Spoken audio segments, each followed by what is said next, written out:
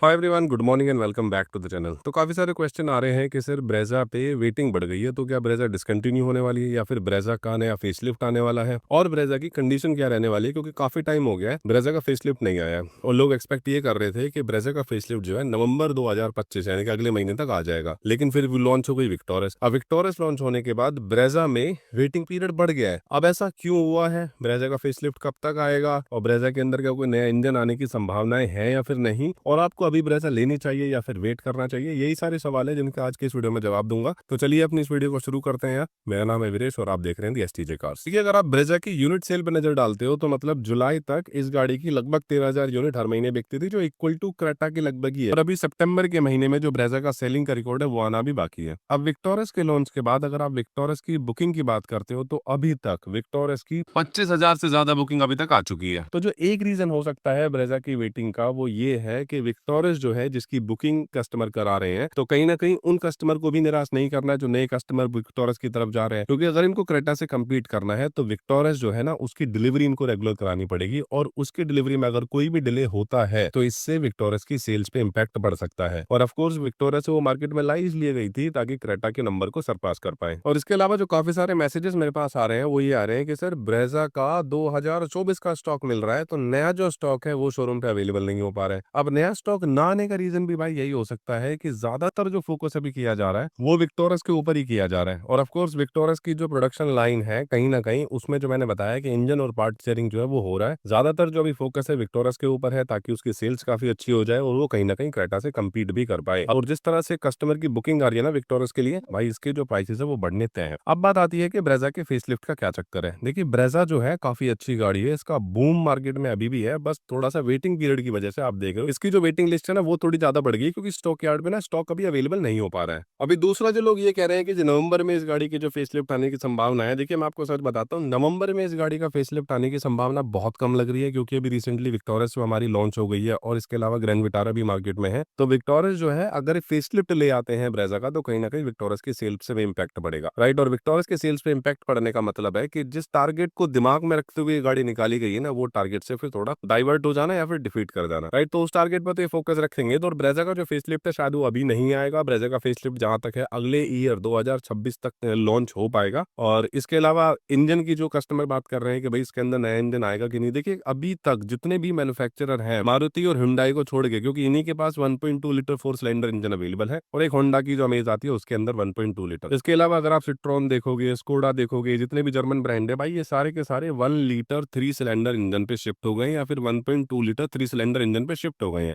In fact Mahindra की भी जो एक्सयूवी 300 आती है वो भी 3 सिलेंडर 1.2 लीटर ही आती है। तो जो एक्सपेक्टेशन है भाई अब वो ये है कि ब्रेजा के अंदर जो इंजन है उसमें चेंज हो सकता है। ब्रेजा के अंदर 1.2 litre 3 cylinder turbo petrol engine आ सकता है, क्योंकि जो फ्रॉन्क्स है उसके अंदर 1 लीटर का टर्बो पेट्रोल इंजन आता है और अभी जो इनकी स्विफ्ट आई है उसके अंदर भी 1.2 लीटर का 3 सिलेंडर इंजन है। तो मारुति जो है कहीं ना कहीं 1.2 लीटर के इंजन पे तो शिफ्ट हो गई है, लेकिन उस 1.2 लीटर के इंजन के साथ टर्बो लगाना कोई बहुत बड़ी बात नहीं है। तो अगर मारुति चाहे तो भैया इसका 1.2 लीटर का टर्बो इंजन ब्रेजा के अंदर दे दे, जो आपको लगभग 130 bhp की पावर देगा और 170 एनएम का टॉर्क निकाल के दे देगा, जैसा कि आपको नेक्सॉन के अंदर मिलता है। और नेक्सॉन के बिकने का भी सबसे बड़ा रीजन यही है कि इसके अंदर आपको 1.2 लीटर का टर्बोचार्ज पेट्रोल इंजन मिलता है जो काफी जबरदस्त पावर निकालता है। थोड़ा रिफाइनमेंट का इशू आता है, लेकिन वो रिफाइनमेंट आई एम श्योर कि मारुति सुजुकी काम करेगी, और मारुति सुजुकी की गाड़ियों में रिफाइनमेंट का इतना इशू नहीं आता जितना कि टाटा या फिर महिंद्रा की गाड़ियों के अंदर आता है। तो हाँ, ये एक्सपेक्टेशन जरूर है कि नया इंजन आपको मिल जाए ब्रेजा के अंदर में, और जो इसका इंटीरियर लेआउट है उसके अंदर भी चेंजेस हो गए। कुछ कस्टमर बोल रहे हैं कि जैसे भी टाटा सीरिया के अंदर 3 स्क्रीन सेटअप देखने को मिला, क्या ब्रेजा के अंदर भी ऐसे ही कुछ मिलेगा? ऐसी एक्सपेक्टेशन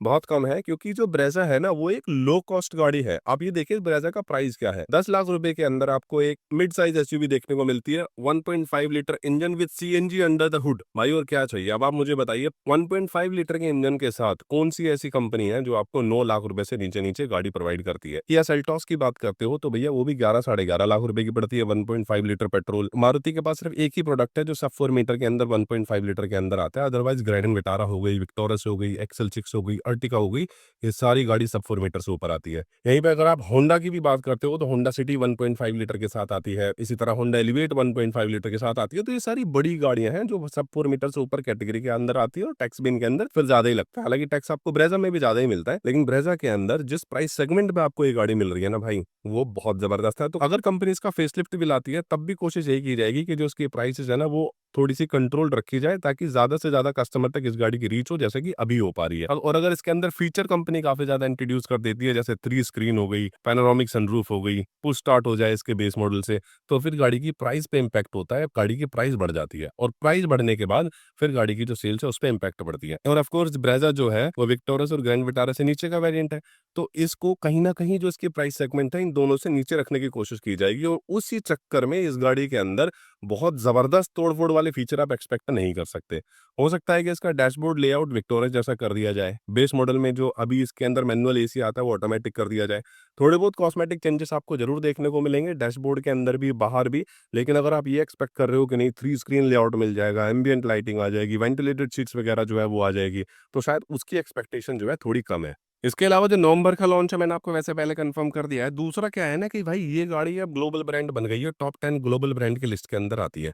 अब इस लिस्ट में आने के बाद इस ब्रांड पे काफ़ी सारे मीडिया हाउसेस की न्यूज़ भी रहती है, राइट? तो अगर ब्रेज़ा का फेसलिफ्ट आना होता, तो कहीं न कहीं न्यूज़ में आपको ज़रूर दिखता कि नवंबर के अंदर ब्रेज़ा का फेसलिफ्ट आ जाएगा, क्योंकि अक्टूबर चल गया, 1 ही महीना बचा है, राइट? तो 1 महीने के अंदर कुछ ना कुछ न्यूज़ निकल के पक्की ऐसी आती है, मारुति की तरफ से स्पेशली, कि भैया इस गाड़ी का फेसलिफ्ट जो है वो देखने को मिलता है। एक आध स्पाई शॉट आते हैं, कहीं न कहीं इसका जो टेस्टिंग है वो करती हुई दिखाई देती है, बट ऐसा कुछ नहीं दिखाई दिया। जैसे वेन्यू का है, वेन्यू 4 नवंबर को लॉन्च हो रही है, और लगभग 2 महीने पहले से ही उसके स्पाई शॉट आने स्टार्ट हो गए थे। लेकिन ब्रेज़ा का कोई भी स्पाई शॉट कहीं दिखता हुआ नहीं दिख रहा, मतलब कहीं भी मिलता हुआ नहीं दिख रहा है। तो मेरी जो एक्सपेक्टेशन है वो यही है कि भैया इस गाड़ी का फेसलिफ्ट जो है वो नवंबर में तो नहीं आने वाला, राइट? अगर आता तो कहीं न कहीं मीडिया हाउसेज़ में इन्फॉर्मेशन इसकी ज़रूर फैलती, और इसके जो स्टॉक प्राइस है ना, कहीं न कहीं वो भी इन्फ्लेट होते हैं। तो इस वजह से मेरी जो एक्सपेक्टेशन है वो अगले साल तक की है, कि अगले साल तक ही ये गाड़ी मार्केट में लॉन्च होगी। और ब्रेज़ा की सेल्स, जैसा मैंने बताया, काफ़ी अच्छी गाड़ी है, रेपुटेटेड गाड़ी है। मारुति की सबसे ज़्यादा बिकने वाली गाड़ियों में से है, अभी तक भी है। थोड़ा-सा सेल्स पे इम्पैक्ट इसीलिए पड़ गया है, क्योंकि भाई अभी मारुति का जो फ़ोकस है वो विक्टोरियस पे है, ज़्यादातर जो कंपोनेंट है, इंजन है, पार्ट्स हैं, वो पार्ट शेयरिंग के चक्कर में आपको विक्टोरियस के अंदर देखने को मिल रहे हैं, और विक्टोरियस की जो बुकिंग है वो थाउज़ेंड्स में जा रही है, यानी कि पर डे इस गाड़ी की 500 से 600 बुकिंग हो रही है। और इस गाड़ी का जो टारगेट मैंने आपको बताया, लक्ष्य 10,000 कार्स पर मंथ सेल करने का है फिलहाल अगले 2-3 महीने तक। उसके बाद इसको बढ़ाया जाएगा, और ये कहीं न कहीं क्रेटा को कम्पीट करेगा ही करेगा। दूसरा, जो डिज़ाइन को लेके बोला जा रहा है कि नहीं, काफ़ी सारा डिज़ाइन जो है चेंजेस इसका बदला जाएगा। देखिए, सिंपल सी बात है, गाड़ी का जो डिज़ाइन है अभी बहुत ज़बरदस्त है, और ये जो बिक रही है ना, अपने डिज़ाइन की वजह से, सस्पेंशन की वजह से और इंजन की वजह से बिक रही है। अगर गाड़ी के डिज़ाइन में थोड़ा बहुत चेंज ऐसा कर दिया जो कस्टमर को नहीं समझ आया, तो भाई कस्टमर के पास 2 और ऑप्शन है, विक्टोरियस और ग्रैंड विटारा। कस्टमर वहाँ चला जाएगा ₹20,000 और ऊपर डालने के बाद। तो इसीलिए मुझे ऐसा लगता है कि गाड़ी के अंदर बहुत ज़बरदस्त चेंजेस नहीं करे जाएँगे। गाड़ी का फ्रंट का कॉस्मेटिक चेंज थोड़ा बहुत चेंज कर दिया जाएगा, हाइट वही रखी जाएगी, विड्थ लंबाई चौड़ाई गाड़ी की वही रखी जाएगी, सस्पेंशन सेटअप भी वही रखा जाएगा। फ्रंट के शायद हेडलैम्प्स वगैरह में मेन चेंज करेंगे, थोड़ा बहुत इंटीरियर के अंदर कॉस्मेटिक चेंजेस करेंगे, और उसके बाद इस गाड़ी को लॉन्च कर दिया जाएगा। क्योंकि कस्टमर्स को ये गाड़ी अभी काफ़ी ज़्यादा पसंद आ रही है, और इसी वजह से बिकती भी है। लेकिन अगर थोड़ा-सा भी चेंज ऐसा कर दिया जो कस्टमर को नहीं समझ आया, जैसे वेन्यू है, वेन्यू को भी कुछ लोग ये कह रहे हैं कि भैया इसका तो लुक समझ नहीं आ रहा है, गाड़ी जो है पहले से छोटी कर दी है, देखने में अच्छी नहीं लग रही है। तो इसी वजह से अगर इसका भी थोड़ा बहुत जो डिज़ाइन वो चेंज कर दिया, और कस्टमर का सेंटीमेंट थोड़ा-सा भी हर्ट हो गया, तो भैया इस गाड़ी की सेल्स पे बहुत ज़्यादा इम्पैक्ट पड़ सकता है। तो गाड़ी लॉन्च होगी, गाड़ी के अंदर बहुत ज़्यादा चेंजेस आप एक्सपेक्ट मत करना, क्योंकि गाड़ी का जो प्राइस है ना भाई, उसको कंसिडर करते हुए गाड़ी को एक वैल्यू फॉर मनी प्रोडक्ट भी बनाना है। तो भाई यही थी एक छोटी-सी news, the all new Maruti Suzuki Brezza के बारे में। कैसा लगा आपको ये वीडियो, कमेंट करके बताना। बाकी मिलते हैं अगली वीडियो में, तब तक के लिए बाय-बाय।